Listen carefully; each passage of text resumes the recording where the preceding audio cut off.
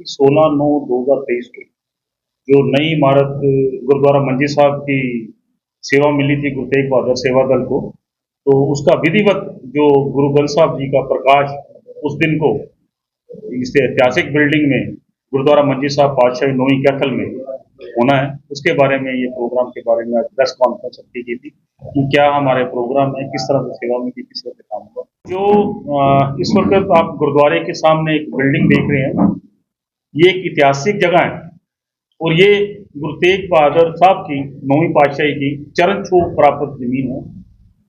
ये जगह वो जगह है जब गुरु साहब कैथल होते हुए आगे निकले तमतान साहब की तरफ, तो एक रात यहाँ पे वो गुरुद्वारा नीम साहब में विश्राम किया रात का उनका। तो खाने के लिए यहाँ पे एक दरखान का घर था, तो उस वक्त वो इस घर पे आए और उन्होंने इस बात को आशीर्वाद दिया था इस जगह को कि इसी तरह ही यहाँ पे संगत आती रहेगी और लंगर चलता रहेगा।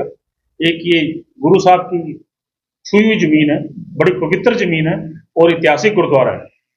पहले इस गुरुद्वारे की जो मैनेजमेंट थी, लोकल बॉडी की मैनेजमेंट थी, जो SGPC अमृतसर श्री अमृत साहब के तहत काम करती थी।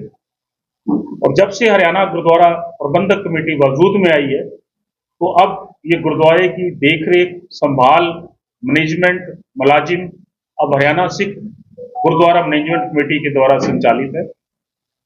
और मैं आपको ये बताना चाहता हूं कि ये पहली संस्था है पूरे वर्ल्ड में, गुरु तेग बहादुर सेवा दल, जिसको उस वक्त की जो कमेटी थी जिसके अंदर चल रहा था श्रोमणी गुरुद्वारा प्रबंधक कमेटी, उसके अधीन था ये गुरुद्वारा, उसकी देखरेख में था, मैनेजमेंट उनकी थी।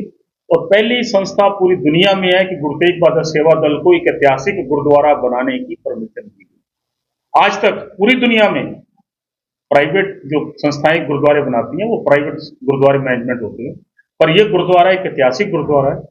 सेक्शन 87 गुरुद्वारा एक्ट के अंदर इस गुरुद्वारे का था कामकाज। तो पहली संस्था गुरु तेग बहादुर सेवा दल कैथल थी, जो आज से तकरीबन 25 साल पहले कैथल में बनी थी। ये गुरुद्वारा सब उनकी देखरेख में उनके द्वारा बनाया गया है। हमारे मेंबर साहिबान ने, हमारी संगत ने, हमारे 2 विंग काम करते हैं। एक विंग हमारा इंडिया में है गुरु तेग बहादुर सेवा दल का, एक विंग हमारा USA में है और एक विंग यूरोप में है। हम किसी के यहाँ पे, किसी के घर पे, किसी के बिजनेस पे पर्ची काटने आ सकते नहीं और हमें कभी पैसे की कमी नहीं रही।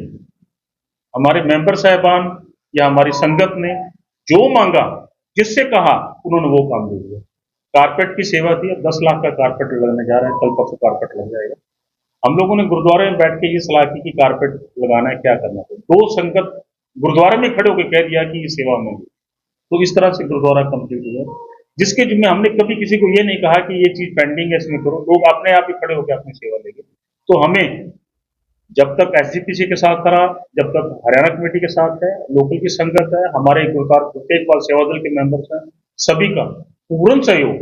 जिसको हमने जो कहा, जिस मैनेजमेंट कमेटी को हमने कहा कि ये दिक्कत आ रही है, कभी किसी ने ना नहीं की। और पता नहीं परमात्मा ने, गुरु तेग बहादुर ने अपना हाथ हमारे सिर पर रखा, अपने आप सारे काम होते रहे। मेरे ख्याल इस इलाके का सबसे बड़ा लंगर हाल इस वक्त गुरुद्वारा मंजी साहब में अप्रोक्सीमेटली 1500 तो लेके 2000 बंदा एक टाइम अंदर लंगर कर सकता है। लंगर हाल के अंदर जो किचन है साड़ी, वो लेटेस्ट इंटरनेशनल लेवल की किचन है। अंदर पूरा एग्जॉस्ट अंदर जड़ा पोल्यूशन का जड़ा काम है, दूसरी चीज़ां काम है, जो चिमनीज बननियां ने वो सारियां लेटेस्ट लेवल की चिमनीज ने, जिंदे नाल कोई तंग ना हो। इटालियन मार्बल हम लोगों ने बाहर से मंगवाया, कारीगर भी बाहर से आए हैं। और हमने एक एक चीज का, अगर हमारे घर परमात्मा ने अच्छे दिए हैं तो हमने उससे बेहतर चीज बनाने की कोशिश की। नीचे जहाँ कारपेट लगना उसके नीचे भी हमने इटालियन मार्बल लगाया। ये सेवा सानू मिली सी जी 20/3/2021 ਨੂੰ ਬੀਬੀ ਜਗੀਰ ਕੌਰ उस वक्त ਸ਼੍ਰੋਮਣੀ ਗੁਰਦੁਆਰਾ ਪ੍ਰਬੰਧਕ ਕਮੇਟੀ ਦੇ ਪ੍ਰੈਜ਼ੀਡੈਂਟ ਸਨ। ਉਹਨਾਂ ਨੇ ਨੀਂਹ ਪੱਥਰ ਗੁਰਦੁਆਰਾ ਮੰਜੀ ਸਾਹਿਬ ਦਾ ਰੱਖਿਆ ਸੀ।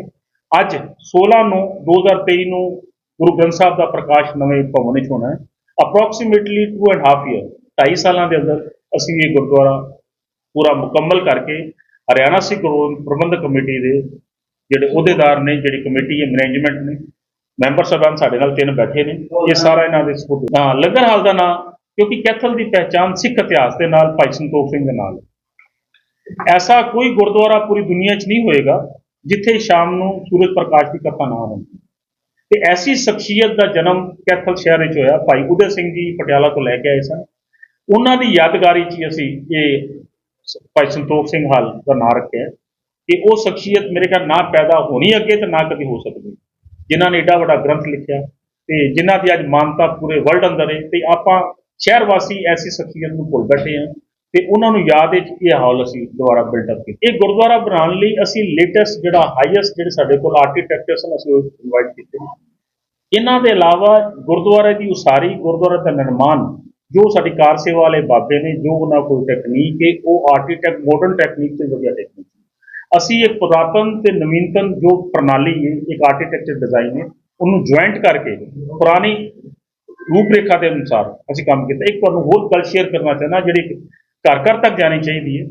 ਜਿਹੜੇ ਘਰ ਵਿੱਚ ਅੱਜ ਤੋਂ 400 ਸਾਲ ਪਹਿਲਾਂ ਗੁਰੂ ਤੇਗ ਬਹਾਦਰ ਸਾਹਿਬ ਆਏ ਸਨ, ਜਦੋਂ ਅਸੀਂ ਖੋਦਿਆ ਇਸ ਜਗ੍ਹਾ ਨੂੰ, ਜਦੋਂ ਨੀਹਾਂ ਪੁੱਟੀਆਂ ਤੇ ਥੱਲੇ ਉਹ ਮਕਾਨ ਮਿਲੇ, ਅਸੀਂ ਉਹਨਾਂ ਦੀ ਜਿਹੜੀ ਇੱਟਾਂ ਸਨ ਉਹ ਪ੍ਰੀਜ਼ਰਵ ਕੀਤੀਆਂ, ਉਹਨਾਂ ਨੂੰ ਟ੍ਰੀਟਮੈਂਟ ਕਰਾ ਕੇ, ਕੈਮੀਕਲ ਟ੍ਰੀਟਮੈਂਟ ਕਰਾ ਕੇ ਉਹਨਾਂ ਨੂੰ ਤਿਆਰ ਕਰਕੇ ਉਸੇ ਇੱਟਾਂ ਦੇ ਨਾਲ ਹੀ ਅਸੀਂ ਸੁਖਾਸਨ ਤਿਆਰ ਕੀਤੇ। ਉਹਨਾਂ ਦੇ ਕਾਰੀਗਰ ਅਸੀਂ ਸਪੈਸ਼ਲ ਬੁਲਾਏ ਗਏ, ਸਪੈਸ਼ਲ ਬੁਲਾ ਕੇ ਇੱਕ ਦੀਵਾਰ ਉਹ ਪੁਰਾਣੀ ਚੀਜ਼ਾਂ ਨਾਲ ਹੀ, ਉਹ ਪੁਰਾਣੀ ਜੋ ਉਸ ਵਕਤ ਦੇ ਮਕਾਨ ਸਨ, ਉਹੀ ਇੱਟਾਂ ਨਾਲ, ਇਤਿਹਾਸਿਕ ਇੱਟਾਂ ਨਾਲ ਅਸੀਂ ਸੁਖਾਸਨ ਤਿਆਰ ਕੀਤਾ ਤੇ ਅਸੀਂ ਉਹ ਚੀਜ਼ ਪ੍ਰੀਜ਼ਰਵ ਕਰਨਾ ਚਾਹੁੰਦੇ ਹਾਂ। ਜਿਹੜੀ ਕੌਮ ਆਪਣਾ ਪੁਰਾਤਨ ਇਤਿਹਾਸ, ਪੁਰਾਣੀ ਚੀਜ਼ਾਂ ਭੁੱਲਦੀਆਂ ਨੇ, ਉਹ ਕੌਮ ਦੀ ਜ਼ਿੰਦਗੀ ਜ਼ਿਆਦਾ ਲੰਬੀ ਨਹੀਂ ਰਹਿੰਦੀ। ਅਪਰੋਕਸੀਮੇਟਲੀ ਜੋ ਸਾਨੂੰ ਬਾਬਾ ਸਾਹਿਬ ਸਿੰਘ ਨੇ ਦੱਸਿਆ ਕਿ ਤਕਰੀਬਨ 400 ਸਾਲ ਪੁਰਾਣਾ ਗੁਰੂ ਤੇਗ ਬਹਾਦਰ ਜੀ ਇੱਥੇ ਆਏ ਸਨ। ਉਸ ਵੇਲੇ ਦਾ ਮਕਾਨ ਜਦੋਂ ਅਸੀਂ ਪੁੱਟਿਆ ਥੱਲੋਂ ਦੀ, ਉਹ ਨੀਹਾਂ ਸੇਮ ਐਜ਼ ਇਟ ਇਜ਼ ਨਿਕਲੀਆਂ, ਉਹੀ ਚੀਜ਼ਾਂ ਅਸੀਂ ਅਦਰ ਯੂਜ਼ ਕੀਤੀਆਂ। ਸਰਕਾਰਾਂ ਨੇ, ਵੱਡੇ ਜਿਹੜੇ ਸਾਡੇ ਯੋਧਾ ਰਹੇ ਨੇ, ਵੱਡੇ ਜਿਹੜੇ ਸਾਡੇ ਚਿੰਤਕ ਰਹੇ ਨੇ, ਸਾਧੂ ਸੰਤ ਰਹੇ ਨੇ, ਇਹਨਾਂ ਦੀ ਮੂਰਤੀਆਂ ਚੌਂਕਾਂ ਤੇ ਦੂਜੀ ਜਗ੍ਹਾ ਨਹੀਂ ਲੱਗਣੀ ਚਾਹੀਦੀ। ਇਹਨਾਂ ਦਾ ਰੱਖ ਰਖਾਵ ਪ੍ਰੋਪਰ ਨਹੀਂ ਹੋ ਸਕਦਾ ਜਦ ਤੱਕ ਉਹਨਾਂ ਨੂੰ ਇੱਕ ਪ੍ਰੋਪਰ ਪ੍ਰੋਟੈਕਸ਼ਨ ਨਾ ਮਿਲਦੇ। ਇੱਕ ਵਾਰੀ ਤੁਸੀਂ ਬਣਾ ਲਓ, ਉਹਦੇ ਬਾਅਦ ਉੱਥੇ ਤੁਹਾਨੂੰ ਪੁਲਿਸ ਚੌਂਕੀ ਬਣਾਉਣੀ ਪੈ ਜਾਏ ਤੇ ਕਾਹਦੀ ਤੁਹਾਡੀ ਸੇਵਾ ਹੋਣੀ। ਤੇ ਬੇਸਿਕ ਗੱਲਾਂ ਇਹ ਨੇ ਕਿ ਇਹ ਚੀਜ਼ਾਂ ਗੁਰਦੁਆਰਿਆਂ ਵਿੱਚ, ਮੰਦਿਰਾਂ ਵਿੱਚ, ਇੱਕ ਇਤਿਹਾਸਿਕ ਜਗ੍ਹਾ ਤੇ ਬਣਦੀਆਂ ਚੰਗੀਆਂ ਲੱਗਦੀਆਂ ਨੇ। ਇੱਕ ਚਿਲਡਰਨ ਪਾਰਕ ਬਣਾ ਦਿਓ ਤੇ ਉੱਥੇ ਆਲੇ ਦੁਆਲੇ ਚਿਲਡਰਨ ਪਾਰਕ ਦੇ ਤੁਸੀਂ ਸੰਤ ਦੀ ਮੂਰਤੀ ਲਾ ਦਿਓ ਤੇ ਉਹਦੇ ਆਲੇ ਦੁਆਲੇ ਗੰਦ ਪਿਆ ਰਹੇ ਤੇ ਉਹ ਵੀ ਸ਼ੋਭਾ ਨਹੀਂ ਦਿੰਦਾ। ਤੇ ਮੇਰੀ ਤਾਂ ਇਹੀ ਗੁਜ਼ਾਰਿਸ਼ ਰਹੇਗੀ ਕਿ ਉਹਦੀ ਚੀਜ਼ਾਂ ਨੂੰ ਧਾਰਮਿਕ ਜਗ੍ਹਾ ਤੇ ਰੱਖਿਆ ਜਾਏ, ਜਾਂ ਆਪਣੀ ਕੋਈ ਪ੍ਰਾਈਵੇਟ ਸੰਸਥਾ ਹੈ, ਮੇਰਾ ਮੰਦਿਰ ਹੈ, ਮੇਰਾ ਗੁਰਦੁਆਰਾ ਹੈ, ਮੇਰੀ ਧਰਮਸ਼ਾਲਾ ਹੈ, ਉੱਥੇ ਲਾ ਕੇ ਮੈਂ ਸੰਭਾਲ ਕਰ ਸਕਾਂ ਤਾਂ ਤੇ ਚੰਗੀ ਗੱਲ ਹੈ। ਜਿਹੜਾ ਇਤਿਹਾਸਿਕ ਗੁਰਦੁਆਰਾ ਪਹਿਲੇ ਬਣਿਆ ਸੀ ਉਹ ਇਸੇ ਥਾਂ ਤੇ ਬਣਾਇਆ ਸੀ। ਬਿਲਕੁਲ ਬਿਲਕੁਲ ਇਸੇ ਥਾਂ ਤੇ ਬਣਿਆ ਸੀ ਜੀ। ਅਸੀਂ ਇੱਕ ਉਹ ਗੁਰਦੁਆਰਾ, ਤੁਸੀਂ ਮੇਰੇ ਖਿਆਲ ਨਵੀਨ ਜੀ ਬੈਠੇ ਨੇ, ਇਹਨਾਂ ਨੂੰ ਯਾਦ ਹੋਏਗਾ, ਜਿਹੜੇ ਪੁਰਾਣੇ ਬੰਦੇ ਰਹਿੰਦੇ ਹੈ, ਇੱਥੇ ਇੱਕ ਕੱਚਾ ਜਿਹਾ ਘਰ ਹੁੰਦਾ ਸੀ, ਮੇਰੀ ਧਿਆਨ 'ਚ ਹੈ, ਮਿੱਟੀ ਵਾਲਾ ਘਰ ਸੀ, ਛੋਟੀ ਇੱਟ ਵਾਲਾ ਘਰ ਸੀ, ਉਹਦੇ ਚਬਾਰੇ ਤੇ ਜਾ ਕੇ ਛੋਟਾ ਜਿਹਾ ਗੁਰੂ ਘਰ ਸੀ। ਉਸ ਗੁਰੂ ਘਰ ਦੇ ਅੰਦਰ ਆਇਆ ਸੀ। ਇਹਦੇ ਬਾਅਦ ਬਾਬਾ ਹਰਬੰਸ ਸਿੰਘ ਜੀ ਨੇ ਸੇਵਾ ਕਰਾਈ। ਅੱਜ ਤੋਂ 50 ਸਾਲ ਪਹਿਲਾਂ, 65 ਸਾਲ ਪਹਿਲਾਂ ਗੁਰਦੁਆਰਾ ਸਾਹਿਬ ਦਾ ਉੱਤੇ ਉਸਾਰੀ ਹੋਈ ਸੀ। ਉਸ ਹਿਸਾਬ ਨਾਲ ਗੁਰਦੁਆਰਾ ਬਣਾਇਆ ਗਿਆ ਸੀ, ਮੰਜੀ ਸਾਹਿਬ ਬਿਲਡਿੰਗ ਨੂੰ ਢਾਹ ਕੇ। ਉਹਦੇ ਅੰਦਰ ਇਹਦੇ ਅੰਦਰ ਕੁਝ ਤਰੇੜਾਂ ਆ ਗਈਆਂ, ਛੱਤਾਂ ਕਮਜ਼ੋਰ ਹੋ ਗਈਆਂ, ਛੱਤਾਂ ਦੇ ਪਿੱਪਲ ਹੋ ਗਏ, ਦੀਵਾਰ ਡਿੱਗਣੀ ਸ਼ੁਰੂ ਹੋ ਗਈ ਤੇ ਅਲਟੀਮੇਟਲੀ ਗੁਰੂ ਤੇਗ ਬਹਾਦਰ ਸੇਵਾ ਦਲ ਗੁਰਦੁਆਰਾ ਮੰਜੀ ਸਾਹਿਬ ਨਾਲ ਜੁੜਿਆ ਰਿਹਾ ਹੈ। ਉਹਨਾਂ ਨੇ ਇਸ ਦੇਖਿਆ, ਮੈਂਬਰ ਸਾਹਿਬਾਨ ਨੇ, ਕਿ ਜੇ ਗੁਰਦੁਆਰਾ ਢਹਿੰਦਾ ਪਿਆ ਤੇ ਅਸੀਂ ਆਪਣੇ ਚੰਗੇ ਘਰਾਂ 'ਚ ਰਹੀਏ ਤੇ ਗੁਰੂ ਘਰ ਚੰਗਾ ਨਾ ਹੋਵੇ ਤੇ ਇਹ ਸਾਡੇ ਵਾਸਤੇ ਸ਼ਰਮ ਦੀ ਗੱਲ ਹੈ। ਉਸ ਚੀਜ਼ ਨੂੰ ਲੈ ਕੇ ਅਸੀਂ ਉਸ ਵੇਲੇ ਐਸਜੀਪੀਸੀ ਨੂੰ ਅਪਰੋਚ ਕੀਤਾ, ਐਸਜੀਪੀਸੀ ਨੂੰ ਦੱਸਿਆ ਕਿ ਅਸੀਂ ਸੇਵਾ ਕਰਨਾ ਚਾਹੁੰਦੇ ਹਾਂ ਤੇ ਕੋਈ ਗੋਲਕ ਦਾ ਪੈਸਾ ਨਹੀਂ, ਕੋਈ ਗੁਰੂ ਘਰ ਦਾ ਪੈਸਾ ਨਹੀਂ, ਕਿਸੇ ਕੋਲ ਪਰਚੀ ਨਹੀਂ ਕੱਟਣ ਜਾਵਾਂਗੇ, ਕਿਸੇ ਦੇ ਘਰ ਮੰਗਣ ਜਾਵਾਂਗੇ, ਜਿੰਨੀ ਸੇਵਾ ਹੋ ਸਕੇ ਅਸੀਂ ਕਰਾਂਗੇ। ਤੇ ਇਸ ਦੇਖ ਕੇ ਉਸ ਵੇਲੇ ਐਸਜੀਪੀਸੀ ਨੇ ਇਹ ਬੜਾ ਇਤਿਹਾਸਿਕ ਕਦਮ ਸਮਝਿਆ ਆਪਣੇ ਆਪ ਨੂੰ ਤੇ ਸਾਨੂੰ ਬੜੇ ਖੁੱਲੇ ਦਿਲ ਦੇ ਨਾਲ ਉਹਨਾਂ ਨੇ ਸਾਡੀ ਜਿਹੜੀ ਦਰਖਾਸਤ ਸੀ ਉਹਨੂੰ ਪ੍ਰਵਾਨ ਕੀਤਾ ਤੇ ਸਾਨੂੰ ਸੇਵਾ ਬਖਸ਼ੀ। ਗੁਰੂ ਘਰ ਜੀ ਹੈ ਇੱਥੇ, ਰਾਜਾ, ਰੰਕ, ਫਕੀਰ ਸਾਰੇ ਇਨਵਾਈਟਡ ਨੇ, ਹਰ ਇੱਕ ਦਾ ਜੀ ਆਇਆ। ਗੁਰੂ ਘਰ ਅੰਦਰ ਜੋ ਮਰਜ਼ੀ ਆਏ, ਪਰ ਇਹ ਪੋਲੀਟੀਕਲ ਸਟੇਜ ਨਹੀਂ, ਇਹ ਗੁਰੂ ਘਰ ਦੀ ਸਟੇਜ ਹੈ। ਜੋ ਮਰਜ਼ੀ ਆਏ, ਜਿੰਨੀ ਸੇਵਾ ਸਾਡੇ ਸੇਵਾਦਾਰਾਂ ਕੋਲ ਹੋ ਸਕੇਗੀ ਅਸੀਂ ਕਰਾਂਗੇ ਇਸ ਚੀਜ਼ ਦੇ ਬਾਰੇ, ਪਰ ਸਟੇਜ ਪੋਲੀਟੀਕਲ ਨਹੀਂ ਹੋ ਸਕਦੀ ਕਦੀ। ਸਾਡੀ ਤਰਫੋਂ ਜੀ ਸਾਡੇ ਹਰਿਆਣਾ ਗੁਰਦੁਆਰਾ ਪ੍ਰਬੰਧਕ ਕਮੇਟੀ ਦੇ ਪ੍ਰਧਾਨ ਸਾਹਿਬ ਆ ਰਹੇ ਨੇ, ਐਕਸ ਪ੍ਰਧਾਨ ਸਾਹਿਬ ਆ ਰਹੇ ਨੇ, ਦਾਦੂਵਾਲ ਸਾਹਿਬ ਉਹ ਤੋਂ ਪਹਿਲਾਂ ਐਕਸ ਪ੍ਰਧਾਨ ਸਨ, ਝੀੜਾ ਸਾਹਿਬ ਉਹਨਾਂ ਤੋਂ ਪਹਿਲਾਂ ਸਨ। ਸਾਡੇ ਵੱਲੋਂ ਸਭ ਨੂੰ ਇਨਵੀਟੇਸ਼ਨ ਦਿੱਤਾ ਗਿਆ, ਸਾਡੇ ਵੱਲੋਂ ਐਸਜੀਪੀਸੀ ਨੂੰ ਇਨਵੀਟੇਸ਼ਨ ਦਿੱਤਾ ਗਿਆ। ਬੀਬੀ ਜਗੀਰਪੁਰ ਸ਼ਾਇਦ ਆ ਰਹੇ ਨੇ ਇੱਥੇ, ਦੂਜੇ ਜਿਹੜੇ ਲੋਕਲ ਇਹਨਾਂ ਦੇ ਐਸਜੀਪੀਸੀ ਦੇ ਮੈਂਬਰਾਨ ਨੇ ਉਹ ਆ ਰਹੇ ਨੇ। ਗੁਰੂ ਘਰ ਕਹਿੰਦੇ ਪੋਲਿਟਿਕਸ ਗੁਰੂ ਘਰ ਦੇ ਅੰਦਰ ਤੇ ਸੜਕਾਂ ਤੇ ਜਾ ਕੇ ਹਾਂਜੀ ਦਿੱਲੀ ਨਹੀਂ, ਉਹਨਾਂ ਨਾਲ ਗੱਲ ਨਹੀਂ ਸਾਡੀ ਹੋ ਸਕੀ।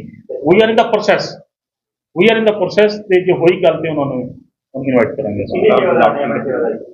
ਸੇਵਾ ਦਲ 'ਚ ਅਸੀਂ ਇੱਥੇ ਅਸੀਂ 35 ਜਣੇ ਹਾਂ। 35 ਜਣੇ ਇੱਥੇ ਆ, ਕੁਝ ਗਰੁੱਪ ਸਾਡਾ USA ਦਾ, ਉਹ ਅਲੱਗ ਮੈਂਬਰ ਨੇ ਸਾਡੇ, ਕੁਝ ਯੂਰਪ ਦੇ।